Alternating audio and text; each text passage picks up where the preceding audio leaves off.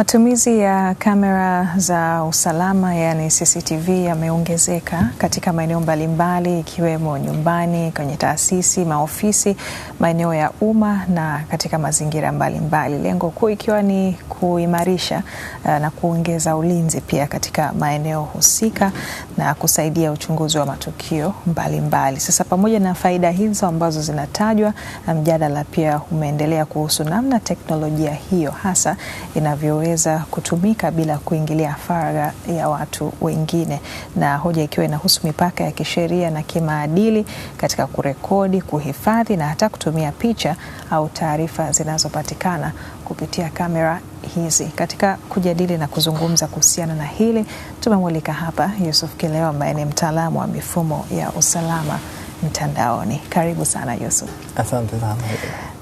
Na hivi karibuni tumeshuhudia ongezeko hilo la matumizi ya kamera hizi za CCTV kwenye maeneo mbalimbali, licha ya kuwa yamekuwa yakitumika kwa muda mrefu.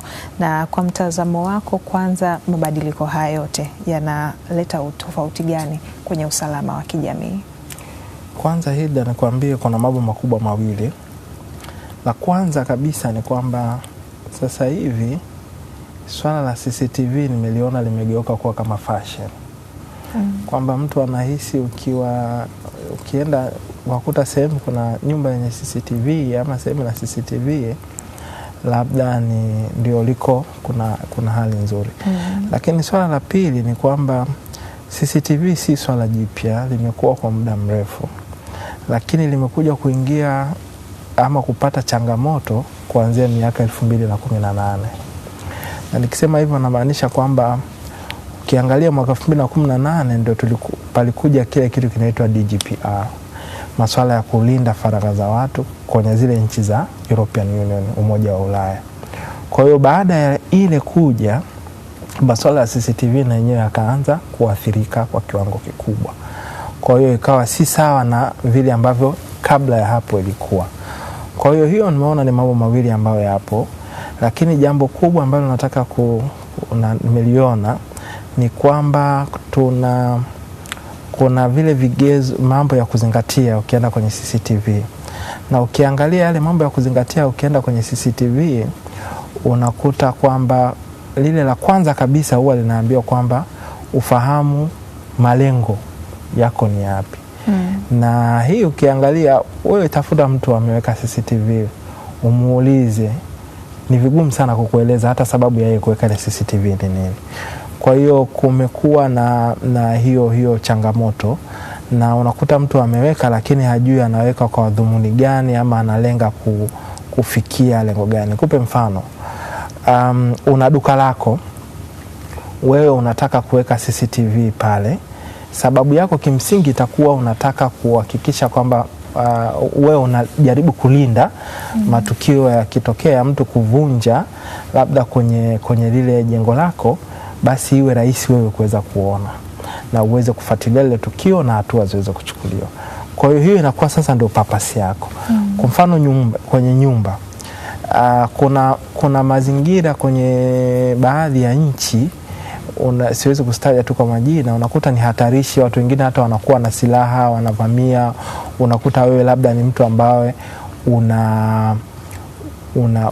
unalengwa, labda kuna watu wanapenda kukuletea, labda ni maarufu ama mtu ambaye unajiona uko hatarini.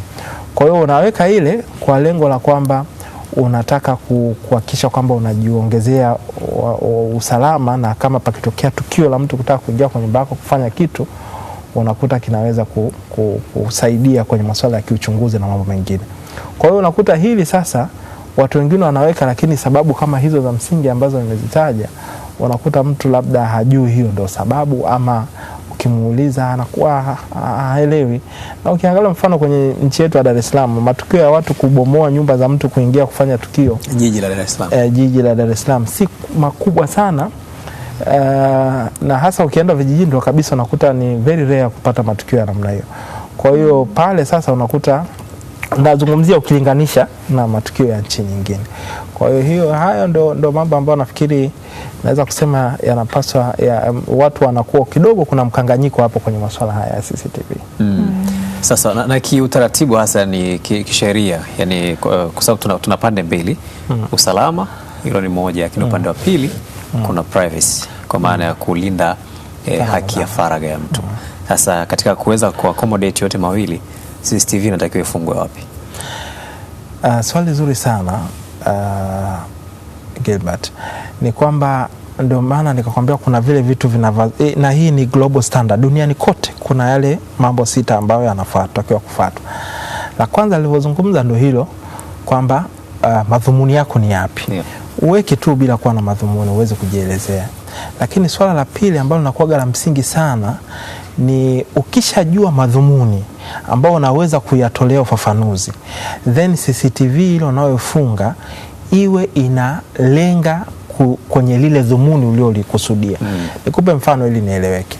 Mfano wewe unasema unataka kulinda mtu asivunje kufuli yako akaingia. Lakini kwa bahati mbaya sana hiyo CCTV yako umeweka unaangalia mitaa ya watu, unaangalia nyumba ya jirani, yani zile the way ulivyo position ile CCTV iko nje ya vile ambavyo inapaswa. Kwa hiyo sasa hiyo inakuwa ni changamoto. Kwa hiyo ni la kuzingatia kwamba wewe unaiposition vipi CCTV yako. Lakini swala la tatu ambalo natajibu na hilo vile vile ni kwamba huruhusiwi, sio tu haishauriwi, hii hairuhusiwi kuweka CCTV maeneo ambayo unahisi kabisa haya mara nyingi yanahitaji faragha. Mfano wewe huwezi kwenda kuweka CCTV kwenye kaweka chooni. Huwezi kuweka CCTV kwenye labda sehemu ya mapumziko ama ukaweka CCTV chumbani na vitu vya namna hiyo. Yani ukifanya hivyo kimsingi na haya masuala ya data protection na mambo ya GDPR tayari umeshajitafutia matatizo makubwa sana. Kwa hiyo hilo ni swala lingine ambalo linazingatiwa sana kwa sababu sasa hivi kuna changamoto ya watu wanaona aweke kila sehemu ambayo yenye uhitaji wa faragha. Na nikwambie tukio moja lilitokea kwenye nchi fulani sitotaja jina. Incident ilitokea kwenye sio chooni ndani, lakini pale kwa wanaume wanapokojolea somewhere pale. Sasa ile incident ilishindikana mahakamani ikavunjwa kwa sababu tu ya wale waliweka CCTV eneo lile. Ule ushahidi wa mambo ya uchunguzi wa ile kesi matokeo yake ikaishia mahali, ikakwamia mahali. Kwa sababu gani? Kulikuwa kuna pingamizi lingine kwamba huyu amefanya kosa lingine la kuingilia faragha za watu. Kwa hiyo mambo hayo ni ya kuzingatia sana. Lakini lingine ambalo huwa la msingi sana ambalo watu wanajisahau ni kwamba pamoja na kuzingatia hiyo faragha ni wewe umeweka CCTV popote unapoweka utunzaji wa zile data. Kwa sababu kumbuka utakusanya picha za watu labda za uso wao ambaye ameshafika mlangoni, lete ni mlangoni kwako, wageni wanaoingia, umepata sura yake sawa, umepata zile taarifa, unazitunza vipi? Unazitunza kwa malengo yapi?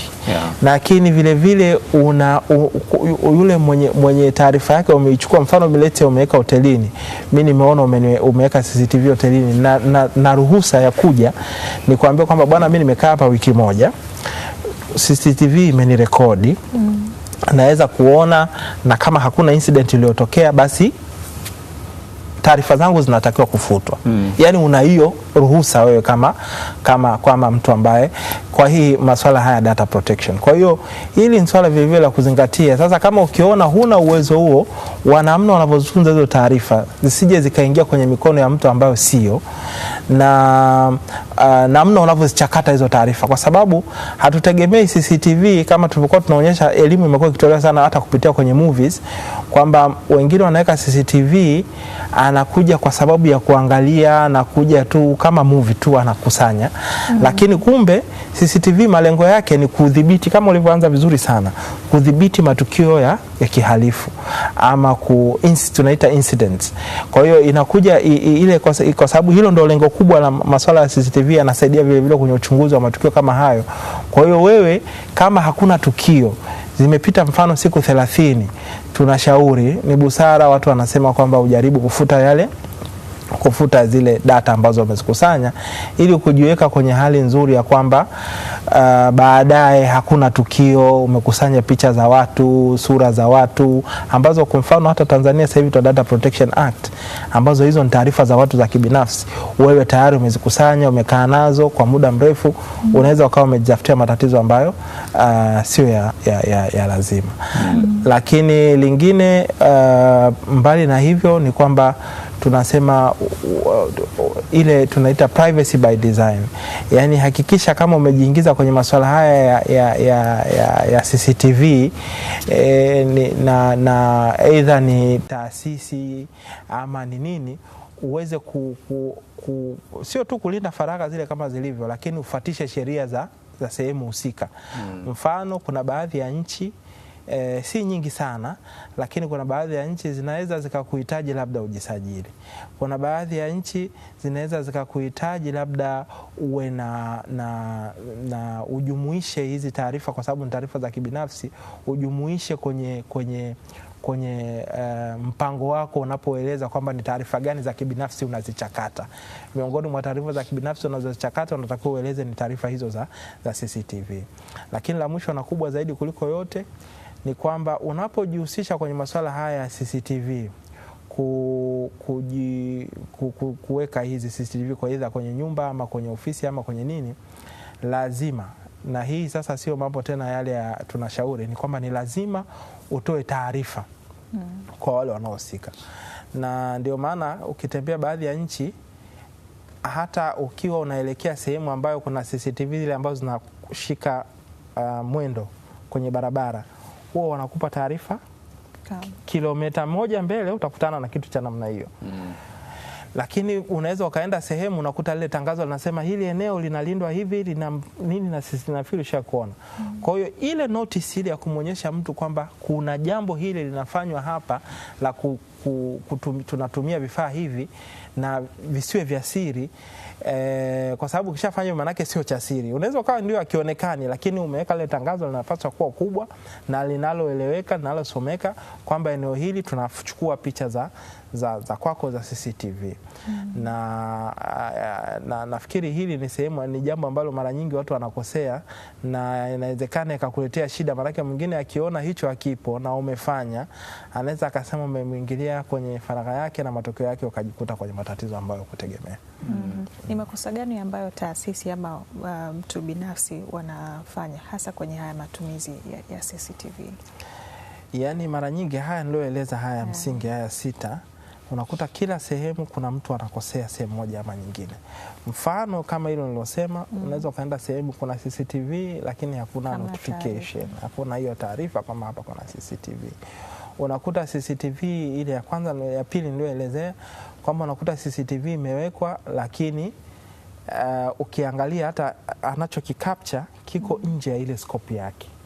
Yani wewe mimi sijataka unisaidie nyumbani kwangu tena kwenye maua yangu ama kwenye baraza yangu. Yani CCTV yako imekuja mpaka barazani kwangu, inaangalia barazani kwangu. Manake wewe sasa, unless umechukua consent, umekubaliana na yule jirani yako. Kwa hiyo unakuta mwingine anachukua eneo nje ya ile maeneo ambayo anapaswa ama yeye mwenyewe anamhusu. Kwa hiyo ni kosa ambalo naona mara nyingi watu wanalifanya, na hii inaendana na engo. Na ndio maana sasa hivi kumekuwa kuna elimu nyingi zinatolewa hawa wanaofunga CCTV kuhakikisha kwamba wanafahamu scope ya yule mtu, anataka kufikia malengo gani, ile la kwanza la kulijibu vizuri, alafu waweke engo zile kulingana na bahati nzuri huwa zinaweza kupangika na zikakaa kwenye kuelekea yale malengo ambayo wanataka kuweka. Na lingine linalofanyika ni kwamba watu wanakuwa kosa ambalo nimeliona liko frequent, ni watu wanashindwa kujua sheria za kama data protection kwa nchi zetu za East Africa, kama POPIA kwenye mfano South Africa, GDPR kwenye nchi za Ulaya. kwamba sheria zinazungumza nini kuhusiana na swala hilo, ili mtu ajue whether natakiwa kujisajili, whether taarifa hizo natakiwa kuzichakata namna gani, whether ninatakiwa kuharibu hiyo taarifa baada ya muda gani, whether mimi naye wale naochukua taarifa zao wana haki gani kuhusiana na taarifa na maana tayari ni taarifa ya mtu mwingine unaichukua wewe na unanichakata na ubaya bahati ni taarifa za kibinafsi, maana yake ni picha za watu, za sura za watu na vitu vingine. Kwa hiyo kuna hilo ambalo mimi nimeliona kwamba mara nyingi ndio makosa ambayo yanafanyika wakati watu wanaweka ama wanaanzisha masuala haya ya CCTV. Na nani anapaswa kufikia hizi taarifa ambazo ama rekodi ama picha ambazo tayari zimerekodiwa kwenye CCTV? Kama nilivyokueleza ile mwanzo kabisa kwamba kuna ile madhumuni na madhumuni yake kama ni kwamba ulianza vizuri kwenye intro yako kwamba unajaribu kuzuia matukio ama incidents zisitokee. Kwa hiyo maana yake wewe CCTV pale unachochukua pakiwa pana tukio, maana yake linaweza likasaidia kwenye shughuli za upelelezi. Ndio maana kwenye masuala yetu ya digital forensics, moja ya vitu ambavyo vinaweza vikatumika katika kuchakataji wa kufikia ushahidi fulani wa tukio fulani, moja hapo ni hizo picha za CCTV. Kwa hiyo law enforcer ana uwezo wa kufikia lile na akaweza kuchakata zile taarifa kwa ajili ya kushughulikia matukio. Mfano kuna mazingira Yusuf, yale ambayo mtu anarejelea labda kama ni tukio na anarekodi kupitia simu kuonyesha sasa ile tukio kwenye CCTV, anatuma mitandaoni. Sasa kama si tukio, unajua incidents Kiswahili chake nini? Wanasema tukio ni neno pana. Yaani tukio lete la kihalifu, labda mtu ameiba kitu ama mtu alikuwa anabomoa nyumba, tulikuwa nafikiri mnaonyesha hapa matukio fulani. Kwa hiyo yale matukio ya namna ile, maana yake yule ana uwezo kwanza ndio sababu ya yeye kuchukua zile CCTV. Ana uwezo wa kupeleka kwenye mamlaka kama ushahidi kwa ajili ya hatua zaidi kuchukuliwa. Lakini ni swala la kuchukua sasa kuanza kusambaza kushoto na kulia, hasa ikiwa sio tukio la kihalifu. Yaani ni watu wakiwa wanatembea, let's say katika uchukuaji wako wa video amekutana na watu wawili wanatembea wameshikana mikono. Ama yani tukio ambalo si uhalifu kwa kifupi. Kwa hiyo wewe umechukua ile umeanza kusambaza kushoto na kulia, yule mwenye video yake anaweza baadaye akaja akakushtaki. Na ikajulikana ni CCTV gani ilichukua matukio kama hayo, wewe unaweza ukajikuta kwenye matatizo makubwa sana. Hasa kwenye huu mjadala ambao unaendelea wa usajili wa CCTV umeleta hisia tofauti na umeleta wasiwasi kwamba lengo lake hasa ni nini. Wengine wanaona ni bora CCTV zisajiliwe, wengine wanaona zisajiliwe, wanaona ni bora zisajiliwe ni kupunguza hizi changamoto ambazo tumezieleza. Lakini wanaosema zisajiliwe wanasema kwamba kuzisajili ni kufanya mchakato wa ulinzi wa CCTV kwenye nyumba tunazoishi kuwa mgumu. Yaani mchakato ulikuwa mgumu na hivyo kupunguza usalama kwenye nyumba tunazoishi. Upi kati ya mitazamo miwili unaunga mkono? Swali zuri sana Gilbert. Ninaweza kusema kwamba kwanza tunarudi kule kile kitu nilichokieleza cha kwanza, kwamba malengo yako yalikuwa nini, lakini kitu cha pili sheria za nchi yako zinasemaje, na mengine yako hapa yanaguswa. Lakini nikienda specific ni kwamba unaposema uchukue taarifa ama watu wasajili, sidhani na naweza kusema kwamba na uhakika, na kama ni hivyo tutarekebishana, nitawaeleza wenzangu pia waangalie vizuri kwa makini. Sidhani kwamba ni kila mtu nyumbani kwako wewe umeanza kufunga unatakiwa kwenda kujisajili. Hiyo sio, kwa sababu ile nafikiri lengo lake ni kwamba na nilivyoviona kwenye mfano UK wanafanya hivyo, nimeona Australia wanafanya hivyo na kadhalika. Lengo lake ni kwamba ni zile taasisi kubwa, let's say ni kampuni ni nini, let's say hata hapa Azam, ni kwamba mnachakata taarifa nyingi.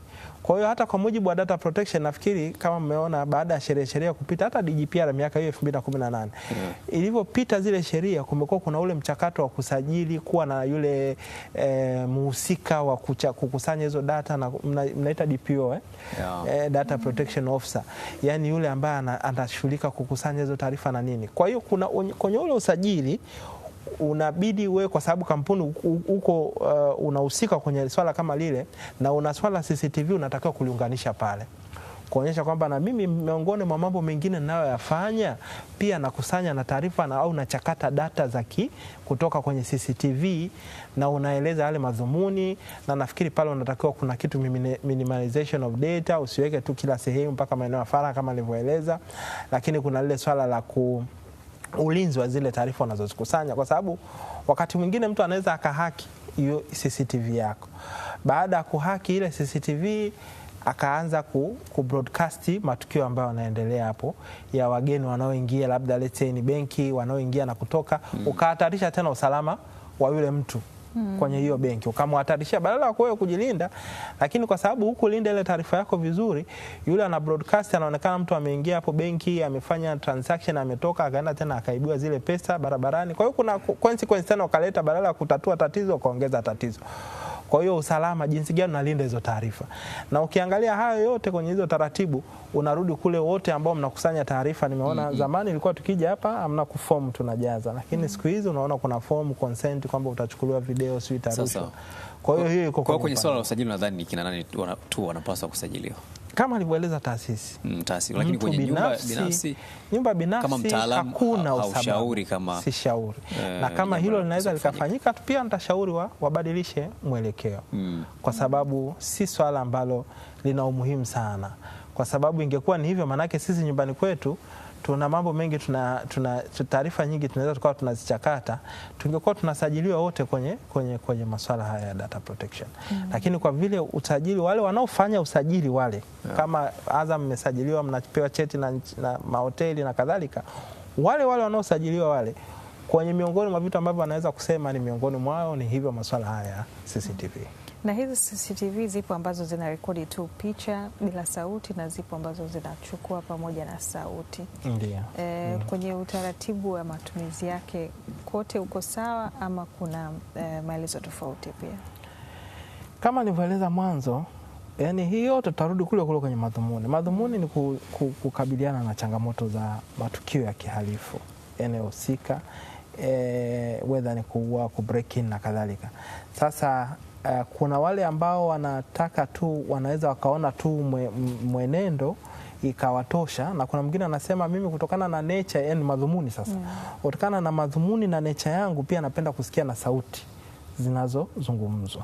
Kwa hiyo ile pia itakuja kuwa defined aina gani unataka kuweka, na kutokana na ile lengo lako la awali ambalo utalifanya mwanzo kabla hujaanza kufunga hizo CCTV. Na ndio maana katika msisitizo hii nataka kusema ni kwamba kabla hujajiingiza kwenye masuala ya CCTV, lazima kwanza ujue lengo lako ni nini. Yaani iwezekani labda umekaa kwenye apartment kubwa, tayari wao kwenye utaratibu wao wana CCTV zao nyingi, wewe na wewe kaamua kujiwekea kwako, yani unakuwa sijui unataka kuachieve kitu gani. Kwa hiyo kuna wakati mwingine, lakini kuna hii tabia mbaya imekuja sasa hivi, wengine wanaziweka kwenye saa, wanaziweka, kuna watu wanalalamika zinawekwa vyumbani. Sasa unakuta mwingine anakuwa sasa matumizi yake nayo yameanza kuwa ana mlengo mwingine, sijui anataka kuachieve nini. Ukirudi ukimuuliza vizuri, wewe hii kwa mfano hii umeweka hapo, ulikuwa unataka kufikia malengo gani, anaweza akashindwa kujieleza, na ndio hapo unajikuta kwamba anakuwa kwenye matatizo. Sasa kuna changamoto hii ya setup, yani setup ya CCTV kwamba inatakiwa iwe kwenye premise zako, si ndio? Kwamba zile cameras hizo zinaweza kupiga shots kwenye nani. Lakini wakati mwingine sasa huyu mtu anataka kujua na kinachoendelea nje, kwa mfano kwenye uzio kwa nje, labda kama mtu atakuwa anavyoanza kuja anapanda kwenye uzio. Sasa kuna shida hapo kwenye setup kwamba ile kamera ambazo kwa mfano zile ambazo ziko nje kule sasa zikawa zinachukua barabarani au kwa nyumba za jirani. na ambayo sasa tunaona anakuwa ameingilia tena faragha ya mtu mwingine. Sasa unalipi la kusema kuhusu kwenye setup? Na ndio maana mwanzo nilieleza kwamba ukiangalia yale mambo 6 yale ambayo yanatakiwa yafuatwe ukijiingiza kwenye masuala ya CCTV, ile ya 3 inazungumzia scope. Yaani hakikisha kwamba engo ya CCTV inaendana na lengo lako la mwanzo. Wewe unataka kuachieve nini na uweze kuelezea. Mfano sasa hivi umekuja mtu amekushtaki, mfano mimi nimekushtaki, unaangalia bustani yangu. Wewe unatakiwa ujieleze malengo yako ya wewe kuangalia bustani yangu ilikuwa nini. Tumekubaliana mimi na wewe unisaidie kuangalia bustani yangu kwamba nani anachuma matunda ama achume. Kwa hiyo ukianza sasa kukiuka ile mipaka ya scope yako ambayo ulitakiwa kuwa nayo, unaweza ukajikuta kwenye matatizo kwa mujibu wa sheria tofauti za masuala haya data protection. Lakini kwa mtazamo wako nadhani sheria hiyo inajitosheleza, ambayo kwa sababu tumeona hizo CCTV hazizingatii, mtu anaweka tu nje, inamulika mpaka kwenye nyumba ya jirani. Zipo. Ndio maana nasema kwamba kwanza sheria ziko za Tanzania, tuna Data Protection Act, na kwenye sheria yetu kwa habari njema ni kwamba ina bado sasa na halafu, kwa sababu wanasema sheria sio msaafu kwamba imekaa tu haibadiliki. Sasa na halafu zinafanywa mapitio. Kwa hiyo mapungufu mbalimbali yanaonekana yanaweza aidha yakawekwa kwenye kanuni ama yakaja sheria katika maboresho ya sheria yakaongezwa, lakini nachoweza kusema ni kwamba vitu hivi sio kwamba vijulikani viko, lakini vinaweza vikaendelea kufanywa maboresho kadri muda unapoenda. Sasa katika hilo la lengo la kuweka CCTV, kuna wengine wanaweka katika sehemu ambazo kwa jinsi ulivyozungumza ni kama sehemu za faragha, lakini yeye sasa unakuta ana lengo la kumsaidia kupata taarifa fulani. Kwa mfano labda amesafiri, amemwacha mtoto wake yuko na dada wa kazi pale. Kwa hiyo anaweka CCTV chumbani kule na kila sehemu, jikoni, wapi, ili awe ana monitor nini kinafanyika, nini kinaendelea, mtoto chumba cha mtoto je, amelala kwa wakati, nini kinafanyika na vitu kama hivyo. Je, hii unaona ni sahihi? Sasa hapo ndo pale tunarudi kule kwenye lengo la kwanza, lakini baada ya hapo yule unayemwangalia vile vile naye ana nini wanasema, hii data protection inamlinda. Manake hii hailindi tu watu aina fulani ya watu, inatakiwa imlinde kila mtu. Mfano kwa Tanzania tuna Data Protection Act ya ile ya mwaka 2022, maana yake inatakiwa kumlinda kila mtu. Mimi niwapeni mfano, nilikuwa kwenye uchunguzi wa kesi moja nchi fulani. Kutokana na ile changamoto zilizokuwepo, wale waliamua kuondoka na system masuala ya CCTV, wakaenda na mfumo mwingine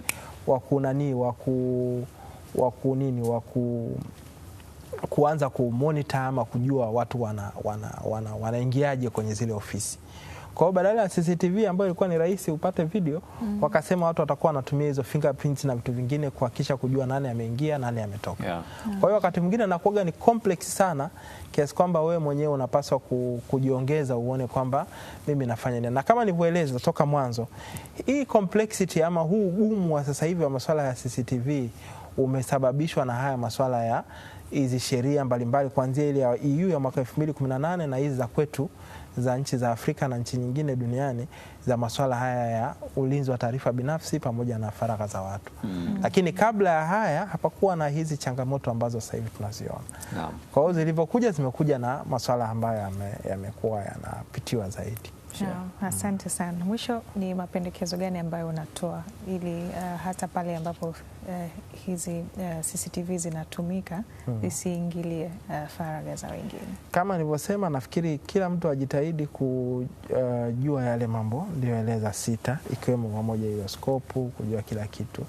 Lakini siku zote uwe unajiridhisha ama kujua sheria za nchi yako husika zinazungumza nini kuhusiana na taarifa unazozikusanya na kuzichakata za watu binafsi, na hasa kwenye ile definition ya taarifa binafsi. Mfano kwetu hapa, picha ya mtu, sura ya mtu ni taarifa yake ya kibinafsi.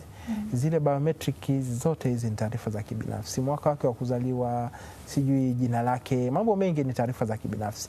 Kwa hiyo haya yote haya unatakiwa ujiridhishe, uyajue, uweze kuwa na ufahamu nao wa kutosha, ili ukishajiingiza kwenye hayo maswala unajiingiza ukiwa unajua kwamba nini unafanya na consequences zinaweza kukuta ni zipi endapo utakuta umekiuka taratibu na sheria za nchi husika.